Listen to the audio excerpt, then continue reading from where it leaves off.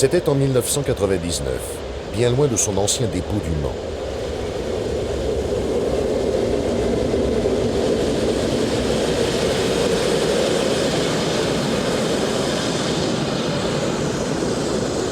Exilée en Suisse depuis 3 décennies, puis à demi oubliée en plein vent, la 241 P30 pouvait enfin se croire tirée d'affaire.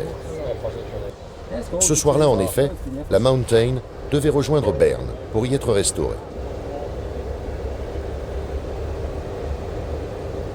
Tous savaient bien sûr que ce serait long, très long.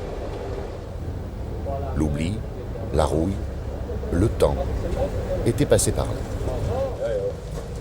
Mais elle avait encore grande allure, et nul ne doutait alors qu'elle rejoindrait bientôt son aînée, la 241 A65, qui avait repris vie 2 ans plus tôt.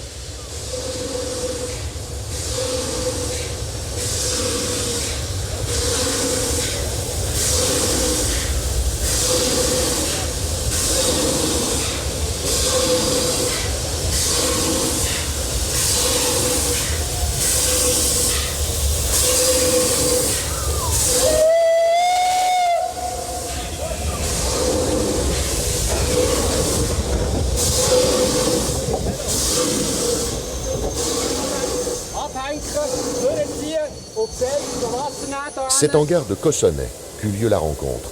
L'aïeul, arrivé de Lausanne en tête de son train spécial, allait conduire la cadette jusqu'à l'atelier de l'association transcontinentale.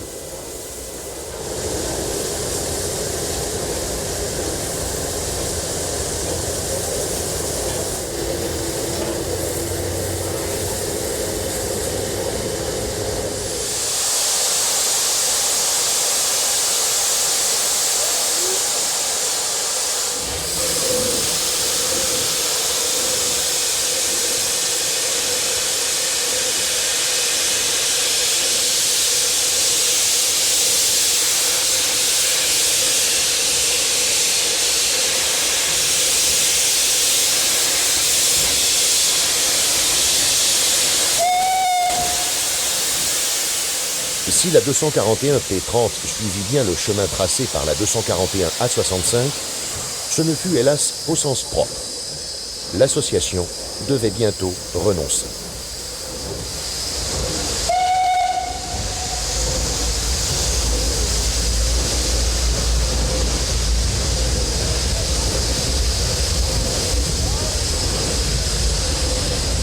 Par la suite, heureusement, la courageuse équipe du Val de Travers a relevé le défi.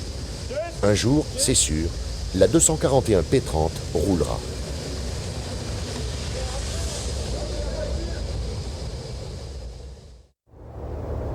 Le Creusot.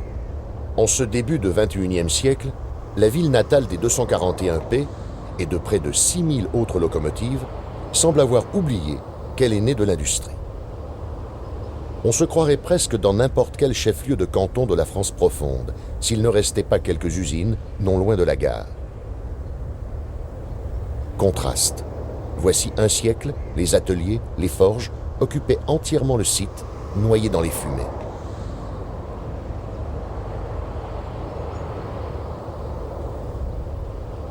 Dantesque, mais fascinant. Ce qui a été créé ici a roulé sur les rails du monde entier. Aujourd'hui encore, toute la famille creusotine honore celui qui fut le véritable père de la ville, Eugène Schneider, le fondateur des usines qui devaient si longtemps porter son nom. Autre hommage, c'est un gigantesque marteau-pilon, réalisé voici 130 ans, qui marque l'entrée de la ville. Mais de tous ces témoins d'une époque enfuie, c'est le plus vivant qui retiendra notre attention. L'ancien taco des Crouillottes, qui évacuait jadis les scories des usines Schneider et qui revit aujourd'hui sous la forme de cette voie de 60.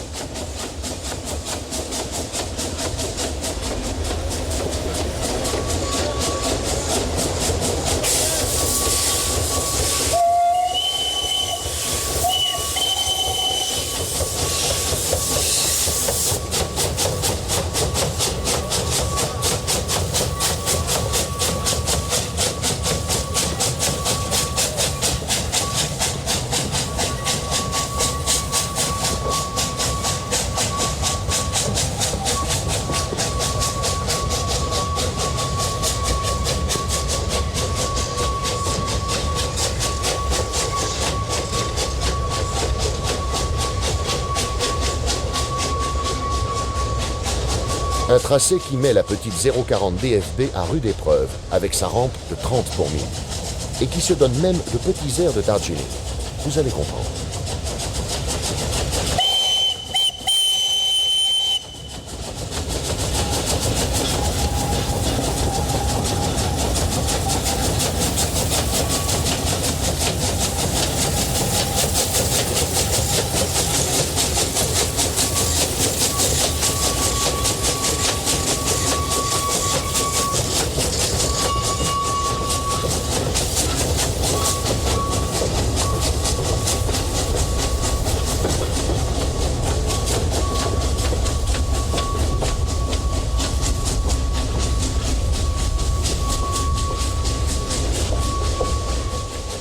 Étonnant, non, sur les premiers contreforts du Morvan.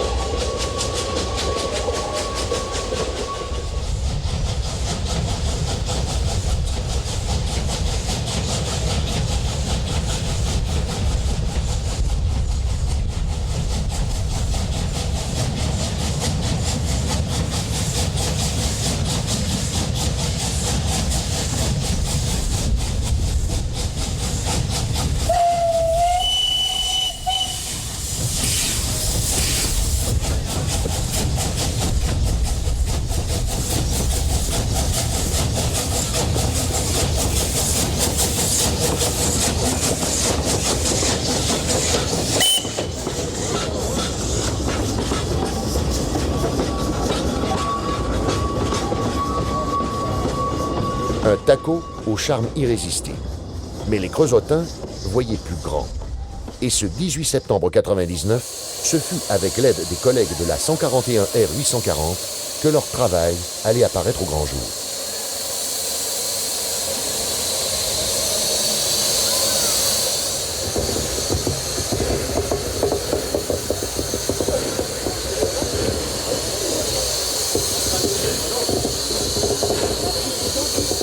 Surprise, la 241 P17 commençait à prendre tournure. Quand on en est à la peinture anti-rouille, quand il ne semble plus manquer que quelques tôles, on est tenté de dire « il n'y a plus qu'à ». Mais l'équipe de la 840 en sait quelque chose. La restauration d'une locomotive, c'est une redoutable école de patience. Bon, n'arrêtez pas de dire, il n'est pas arrivé, il n'est pas arrivé. Près de 7 années devaient encore s'écouler jusqu'à ce que s'ouvrent à nouveau les portes de la halle. Derrière un capharnaüm très ferroviaire, elle est là, superbe.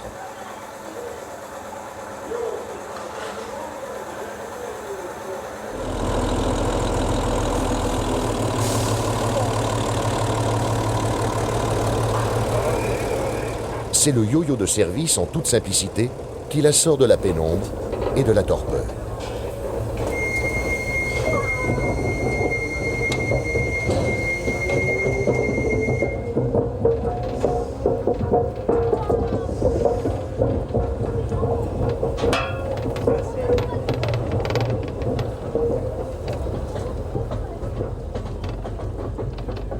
« 241 P17.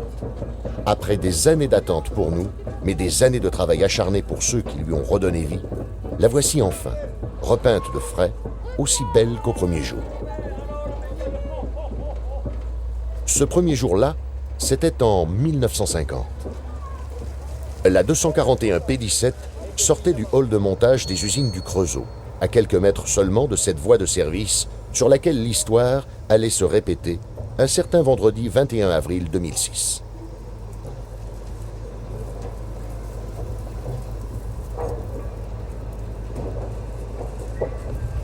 Oh, en un peu plus d'un demi-siècle, bien des choses ont changé au Creusot. En 1950, la gare était une véritable ruche, où se bousculaient les trains entiers de charbon à l'arrivée et toutes sortes de productions métallurgiques au départ. Une époque qui paraît aujourd'hui bien lointaine, mais la Mountain réussira à donner l'illusion. Sous l'abri, tout sent le neuf. Et l'on jurerait que le Tender, encore immaculé, sort lui aussi d'usine.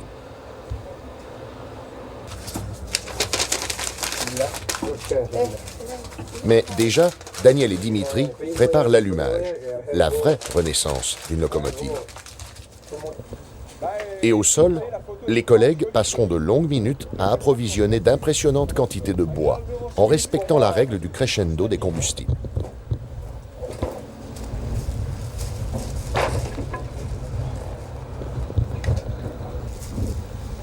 C'est le seul que j'ai conduit.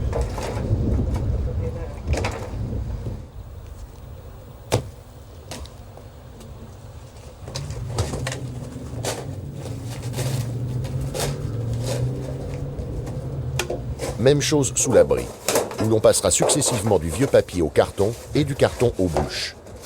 Quant au charbon, on l'a compris, son tour viendra plus tard.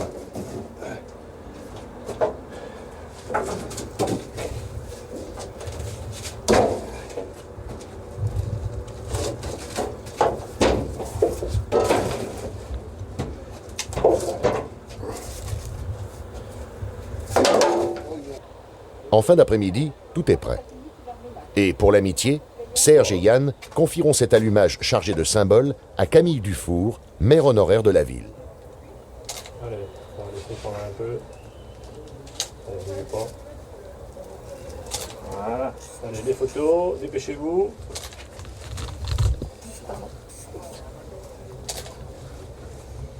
Allez, jette la creux. Ça, je gagne nos souvenirs. Oh, bah, Non, oui. je blague.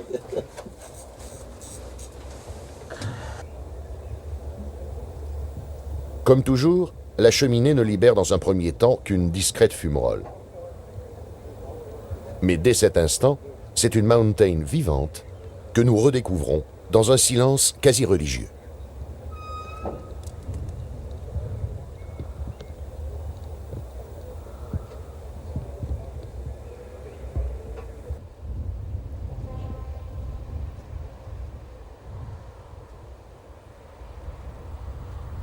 Une Mountain à laquelle nous ne réussirons à nous arracher que tard dans la soirée, après l'avoir vue briller de toutes ses tôles sous les derniers rayons du soleil.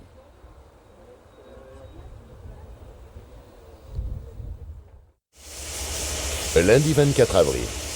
Aux premières heures du jour, la 241 P17, désormais au timbre, peut enfin vraiment porter son titre de locomotive à vapeur la plus puissante d'Europe. Et ce jour est appelé à rester gravé dans les mémoires.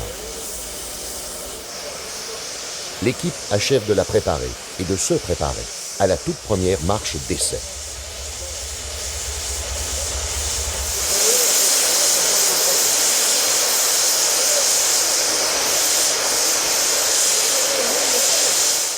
À 10h03, très précise, départ.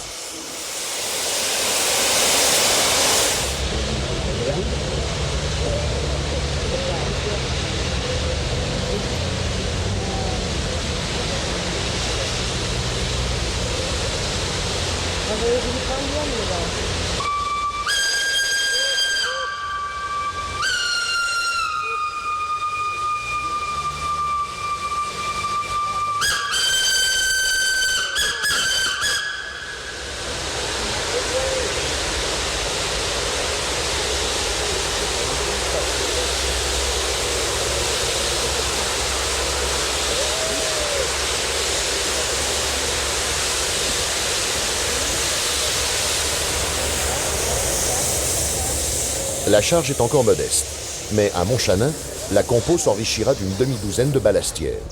C'est donc un vrai train qui descendra la vallée de la Deûle.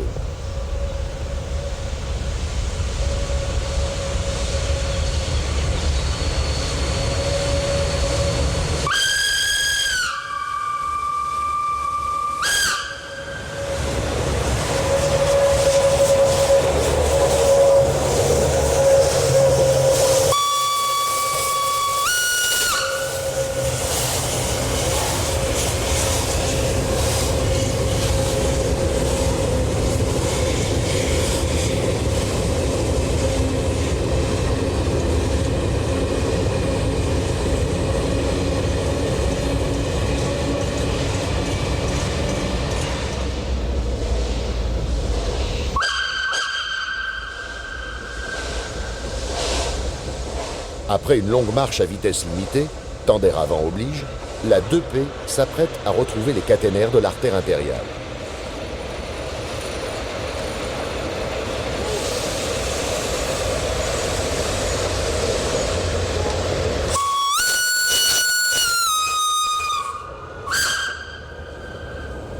Des caténaires qui, après quelques brèves années de gloire, devaient provoquer son exil vers l'ouest.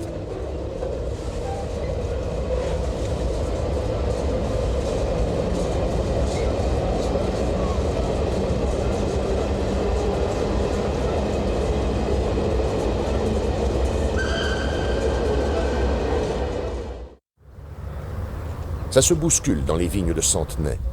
Mais il ne s'agit pas de surveiller les tout premiers bourgeons du chardonnay et du pinot blanc. Ils sont ici pour la voir, la déguster, pour la première fois, en plein effort et dans le bon sens.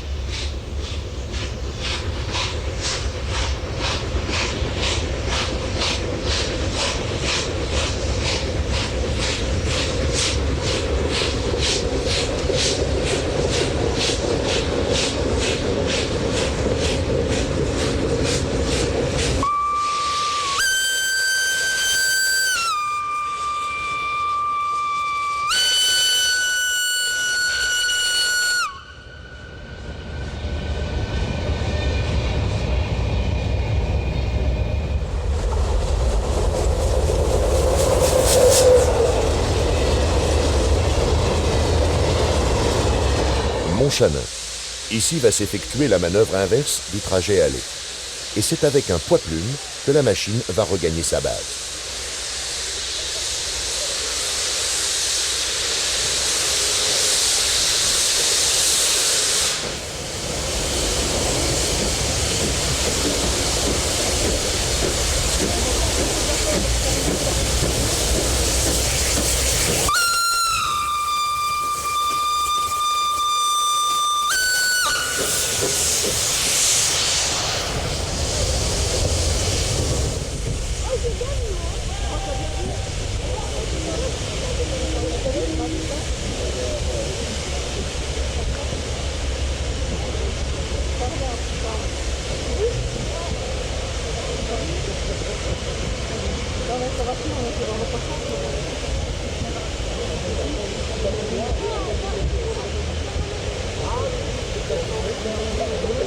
Au Creusot, le convoi est très attendu.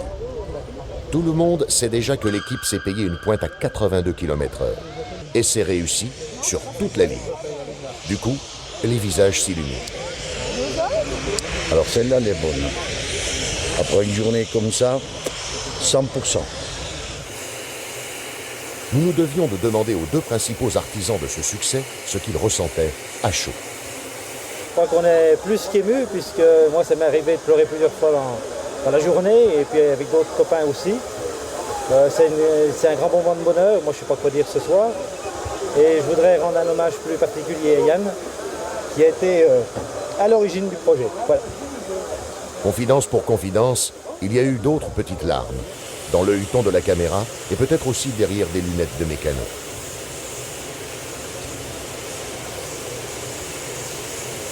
Un immense bravo à tous pour ce coup d'essai qui restera comme un coup de maître. Et au soir de ce 24 avril, instantanément gravé dans l'histoire de la passion des belles machines, nous brûlions déjà d'impatience de vous retrouver. Samedi 26 août, 4 mois ont passé.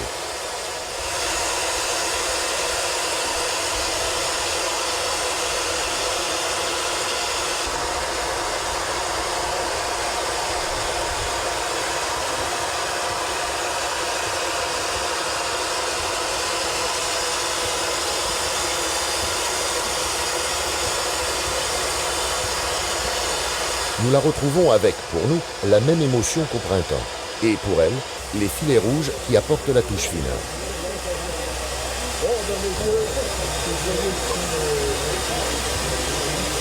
Une deuxième mise en pression se prépare.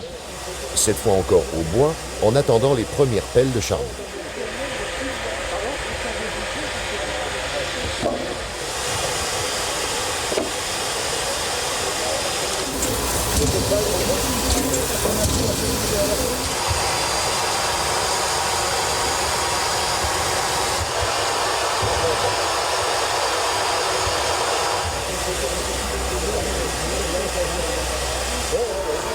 Comme toujours, il faut intervenir ici et là.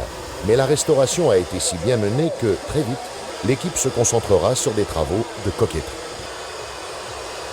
On ne perçoit pas la moindre appréhension, et pourtant, demain, la 241 P17 doit se rendre à Nevers, à 127 km d'ici et en charge. Dimanche 27. Dès les petites heures, ils sont partout.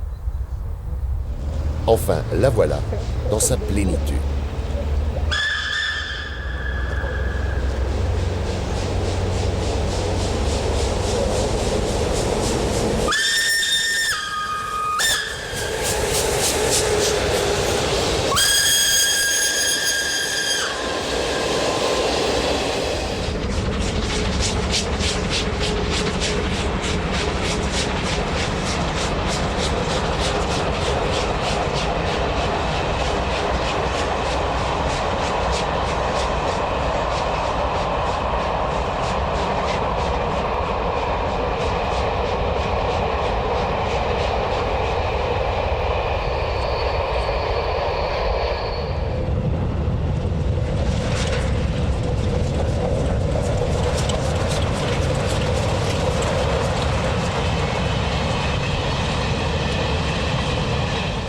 « 127 km seulement, 200 tonnes remorquées, tout juste, et tout de même, des étapes parcourues à 100 km/h.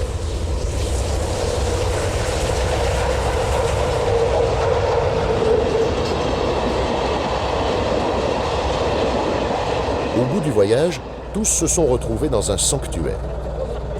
Le dépôt de Nevers, où, voici 37 ans, sont venus mourir les dernières 241 P du Sud-Est. Recueillement et contemplation.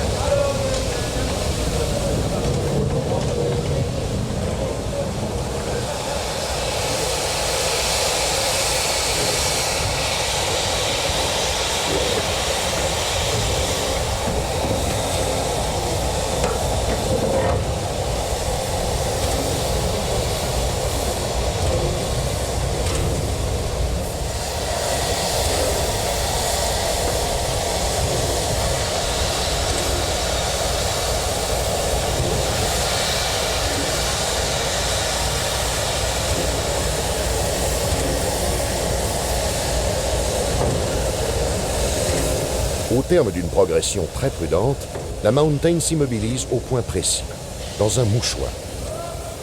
N'oublions pas que les 24 mètres de la plaque n'excèdent l'empattement total que d'une poignée de centimètres. Et la rotation débute.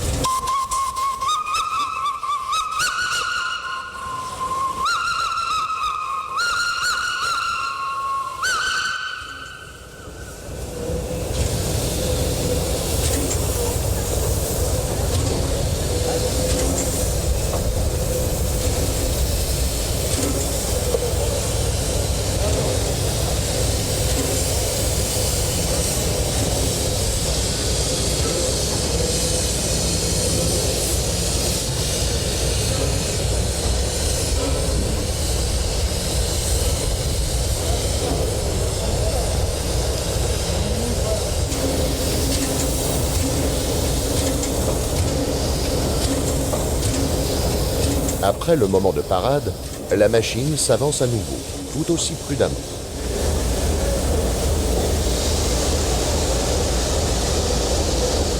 Car, sous la rotonde aussi, la précision est de rigueur.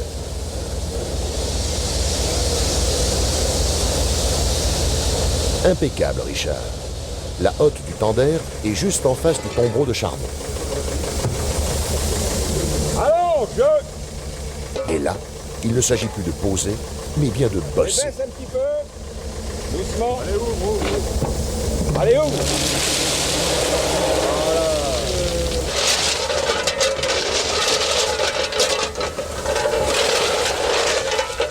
Les uns regarnissent leur tandem, Les autres éclaircissent leur feu.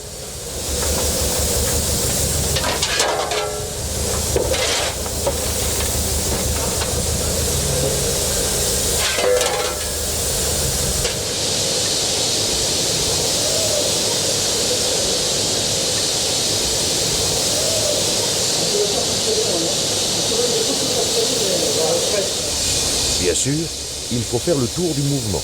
Mais il y a aussi des travaux plus ingrats, comme la vidange du cendrier.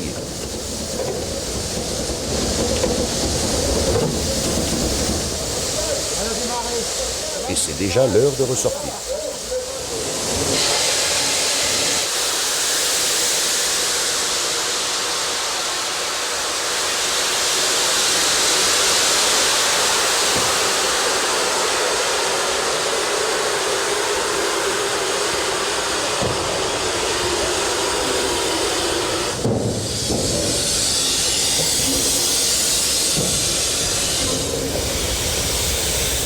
Car avant le départ, fixé à 15h20, il faut encore manœuvrer pour reprendre le tombereau de charbon, puis refouler vers la gare, puis encore procéder à l'attelage et à l'essai de frein.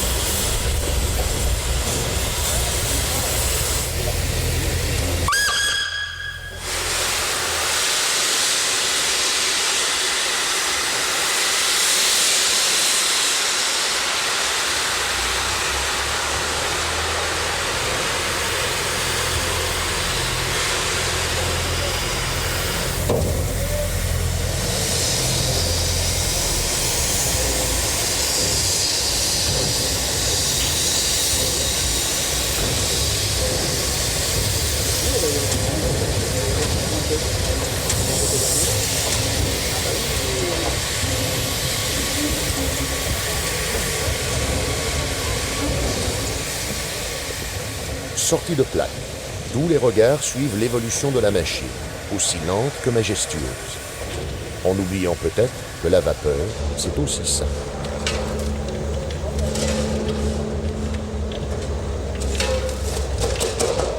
Du trajet retour, nous privilégierons les démarrages.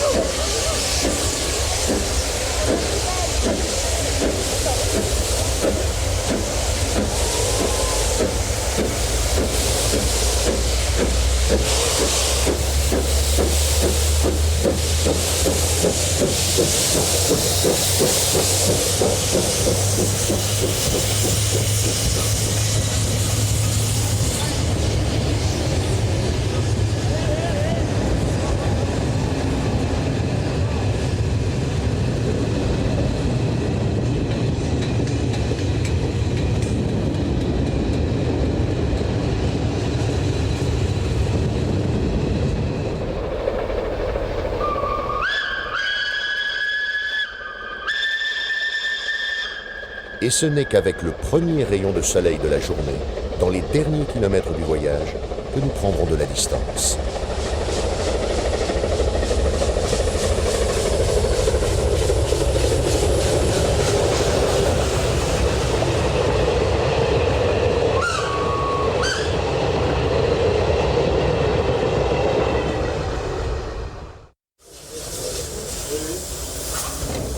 troisième rendez-vous au Creusot. Et troisième préparatif Vespéran.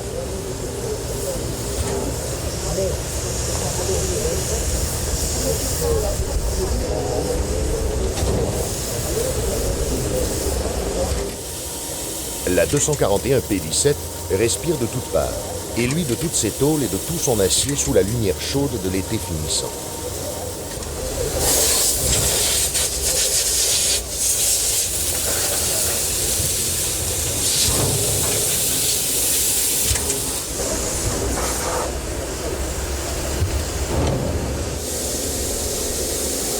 Et le scénario se répète.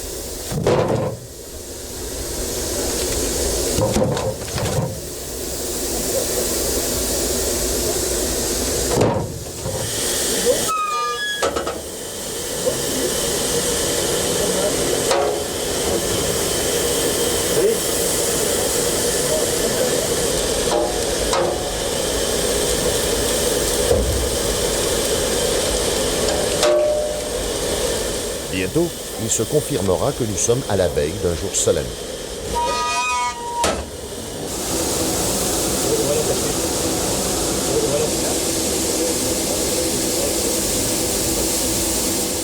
Ainsi pavoisée, va-t-elle conduire René Coty ou Vincent Auriol? On voudrait le redresser comme ça. On va le redresser, ouais. Ah ouais, comme encore, ça. Voilà, encore. C'est bon, là c'est pas mal. Dès les petites heures du lendemain, comme on disait en ce temps-là, messieurs les reporters des actualités télévisées sont présents pour immortaliser l'événement. Et l'événement du jour, c'est l'inauguration de la locomotive, comme il se doit, en présence des autorités civiles et militaires. Premier acte, le baptême, par la directrice de région SNCF, avec le concours musclé du président des CFC. La journée, comme la locomotive, sera bien arrosée, mais pas au point de rafraîchir l'atmosphère.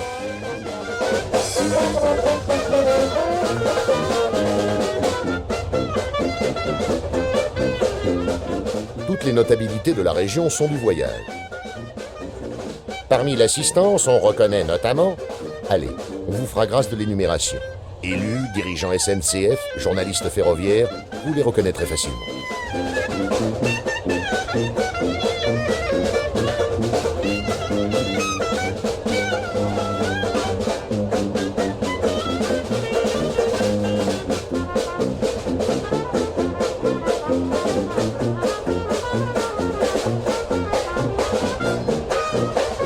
Après avoir emprunté les mêmes voies que lors de son essai du 24 avril, la Mountain s'est résolument engagée sur l'artère impériale, où elle avait fait ses débuts 56 ans plus tôt.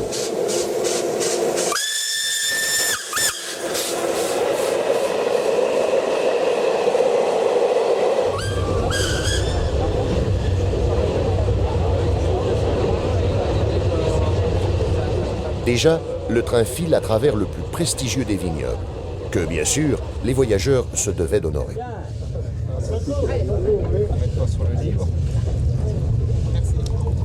Voilà, un petit montagnier. Oui, mais devant les caméras. Au bout de la piste de vitesse, voici l'aboutissement.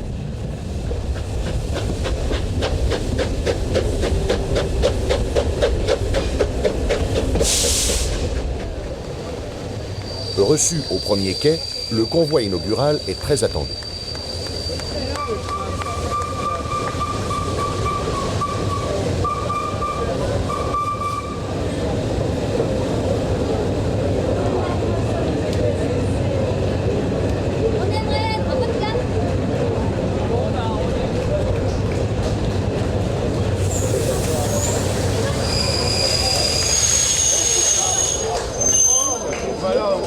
Dijon.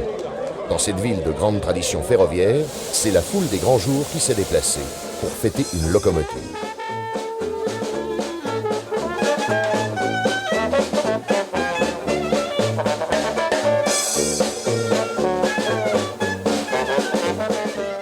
Retour dans l'intimité cheminante. Au dépôt de Périgny, où la 241 P17 est accueillie par deux autres miraculés. Cette rare réunion des trois modes de traction résume ce milieu de siècle qui vit le chemin de fer renaître de ses cendres.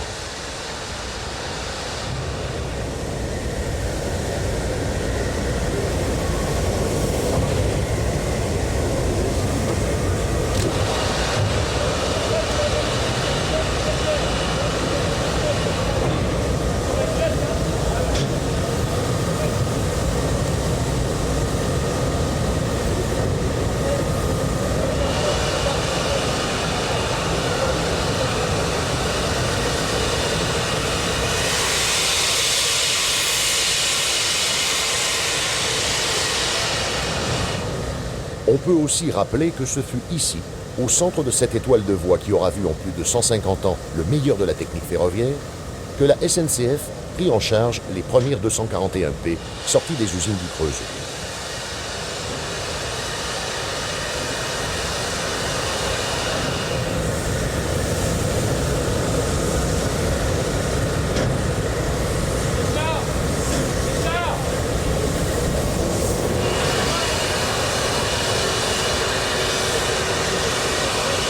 Et on peut encore tout simplement regarder. Silence, on tourne.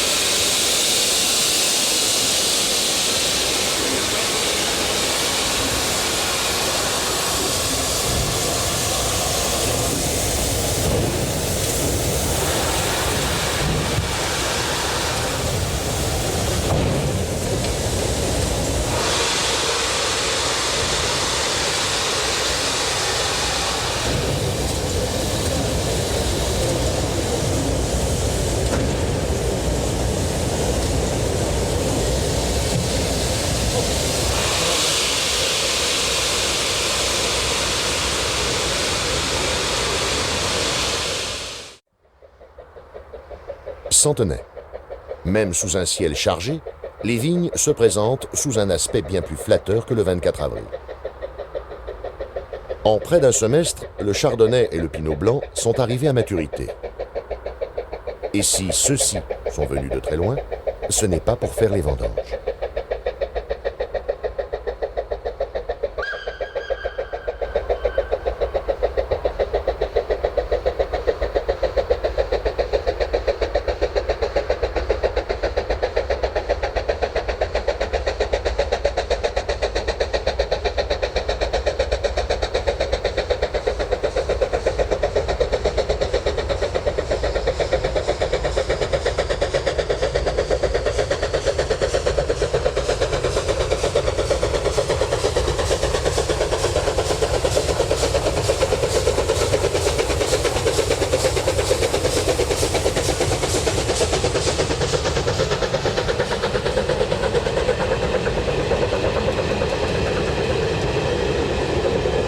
Retour vers le Creusot, pour conclure une inauguration pluvieuse, inauguration heureuse, rien que de très normal, dans cette Bourgogne généreusement arrosée, mais où l'on aime le bien vivre.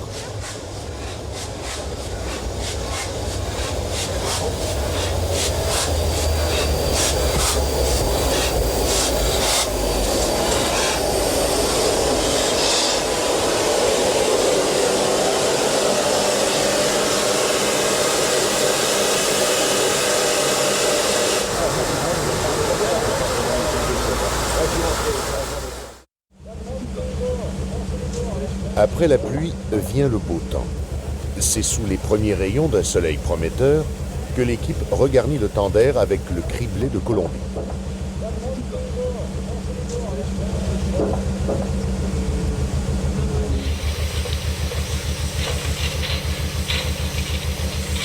Aujourd'hui, la 2P reprend le chemin de Nevers, avec sa rame qui rappelle un Mistral des années 56 à 62.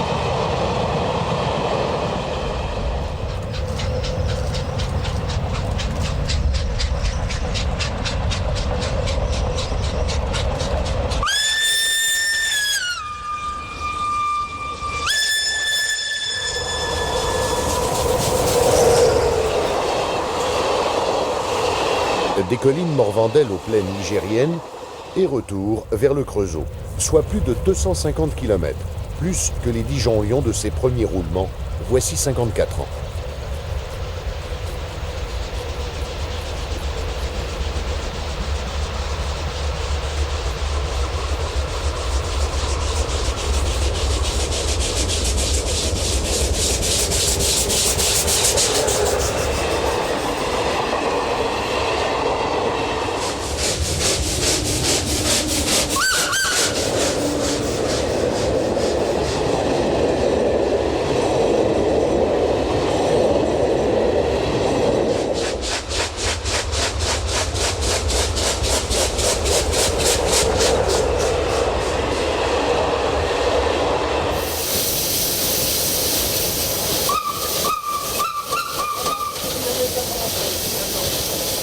À la conduite, Richard. À la chauffe, Robert, en formation sous l'autorité de Yann.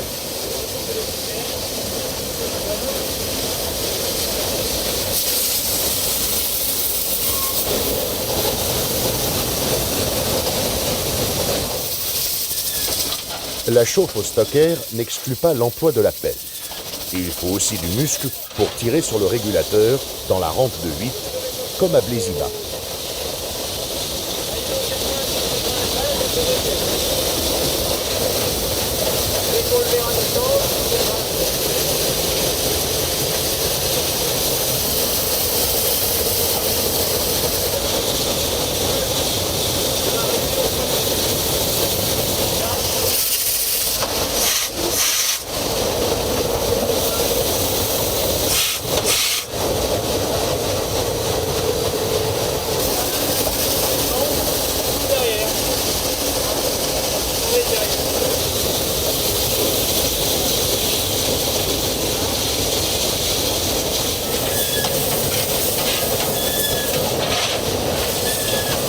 Au fil des kilomètres, les gestes se répètent, aux manches en bois comme aux manches en fer.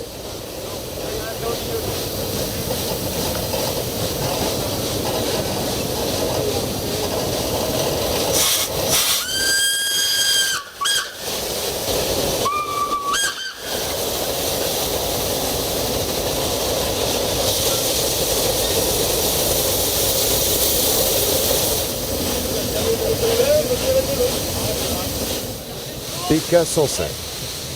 Richard saisit sa poignée de frein à l'approche d'Étang-sur-Aron.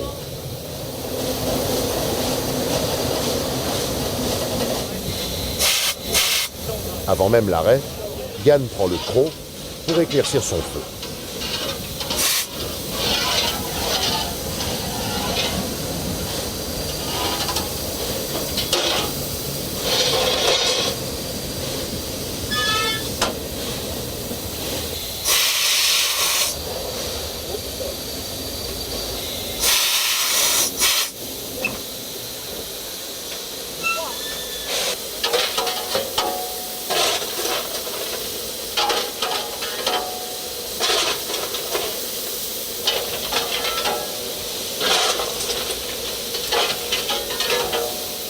faut encore nourrir la bête, car la pause sera plus brève que prévu. Départ.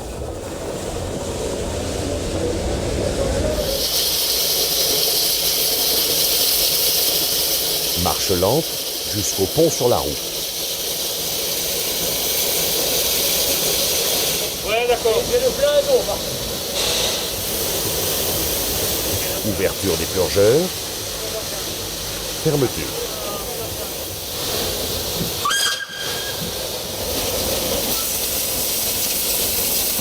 Encore un coup d'œil sur le feu, qui, cette fois, sera alimenté au stockage. Et c'est reparti.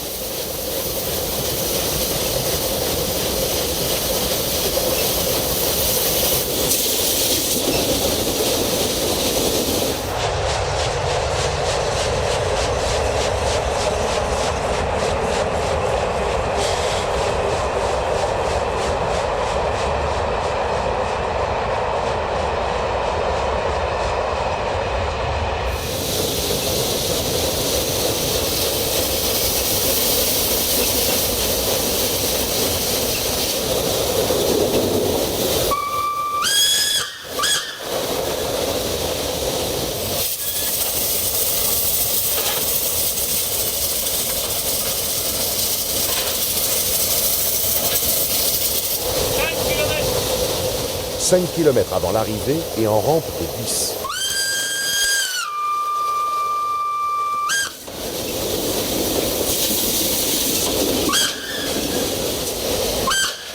On ne faiblit pas.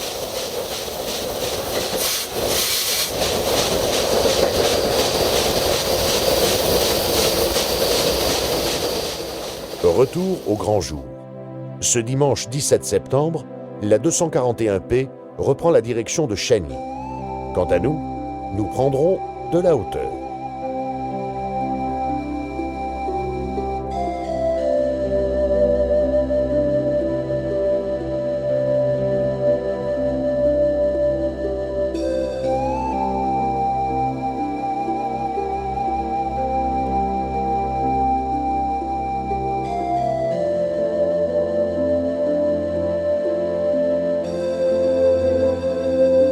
Peu après Montchanin, la Mountain a franchi la ligne de partage des eaux, à peu près imperceptible ici, et elle n'a plus qu'à se laisser glisser en direction du Val de Saône.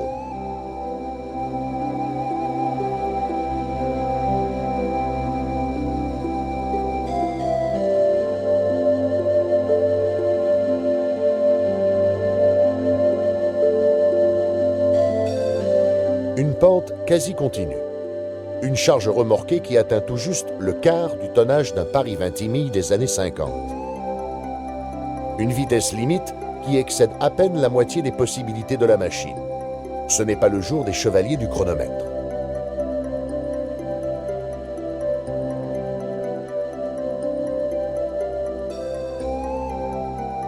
Ce sera tout simplement un moment fort pour ceux qui aiment les locomotives avec les yeux.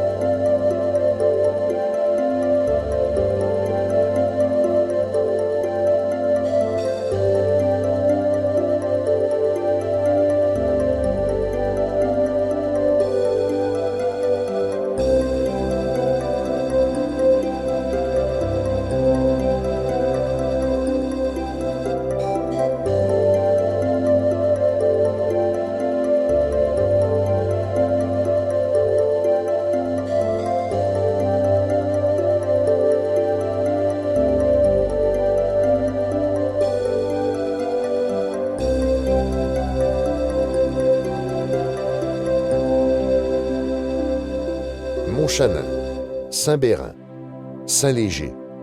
La descente s'est déroulée tout en douceur, à travers bois et pâturages.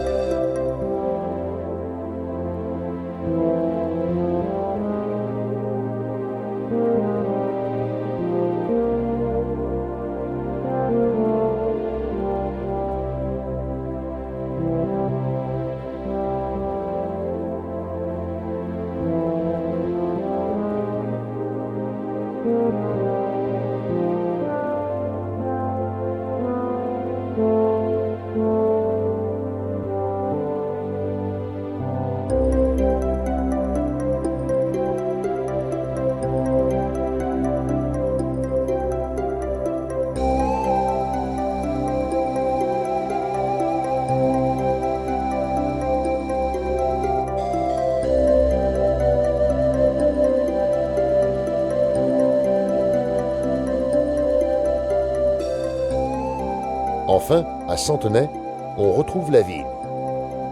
La côte chalonnaise, comme disent les gens du pays, et donc Chagny, sont désormais tout proches.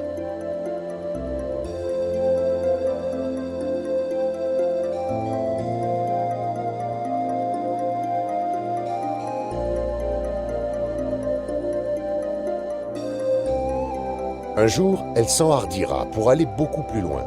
Dans l'équipe, on parle d'Aix-les-Bains, de Mulhouse, de Marseille. Mais aujourd'hui, ce sera terminus Chagny. L'étape ne durera que le temps d'un flashback sur la vallée et son canal. Ainsi, Saint-Léger semble s'être construit autour de son port, alors qu'une courbe évite délicatement Saint-Bérin. À Centenay, l'architecture confirme la nature. Au débouché sur la plaine, les tuiles vernies évoquent déjà les hospices de Beaune, tout proches.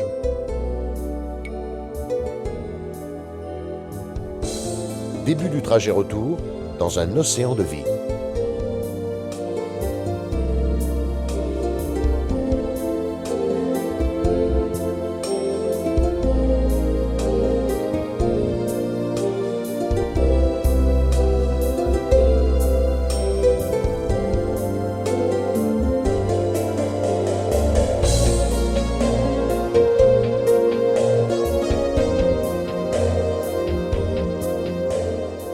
Dans le sens de la rampe, encore très modérée à cet endroit, la 241P emmène allègrement sa rame.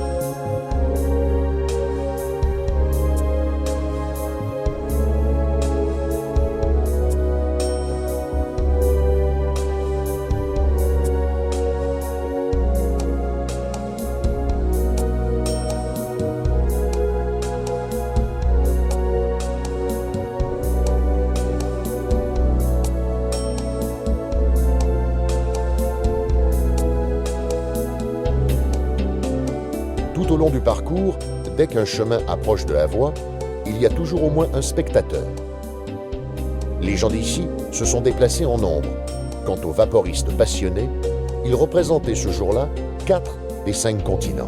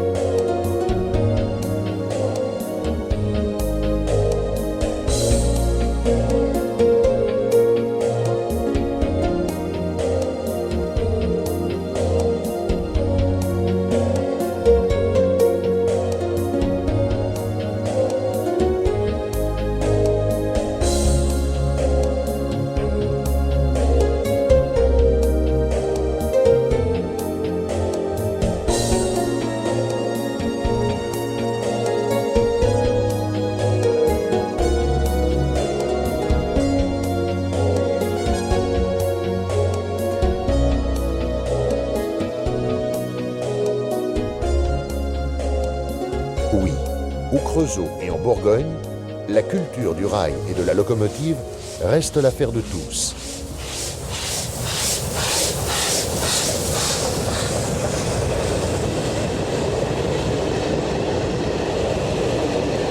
Et à toute heure, jusqu'à ce dernier démarrage de Montchanin qu'ils ne sont pas près d'oublier.